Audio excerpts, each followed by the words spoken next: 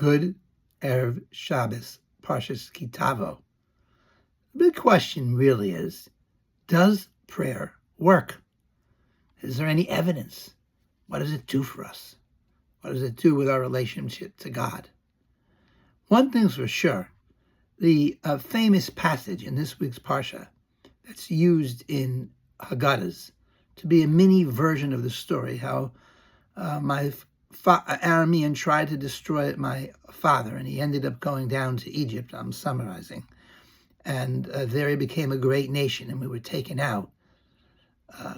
Does mention that in that paragraph, something that's not in the original story in Exodus, that we prayed to God, and he answered our prayers. So scripturally, we definitely have evidence that prayer works.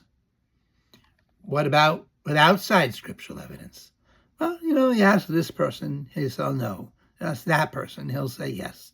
So-and-so did a blind study, and they seem to see that there's, at least an effect, a placebo effect, or who knows. I don't think anyone's ever going to prove that. We live in a world where God is hiding, and it's hard to tell. We can have our beliefs, and we may see our evidence in our own lives, and other people are going to feel differently and feel that it doesn't. But I'll tell you one thing. In Hebrew, the word to pray, lehitpalel, is reflexive, which means you're doing something to yourself. Palel means to judge. You're judging yourself. And at the very least, we can say that when you pray, you're supposed to really be checking how important the standards of our history, the standards of our rabbis, the standards of our matriarchs and our patriarchs, our forebears. Have we changed? Should we have changed? How are we connected to the past? How do we want the things in life that our religion, that Judaism teaches us that we should want?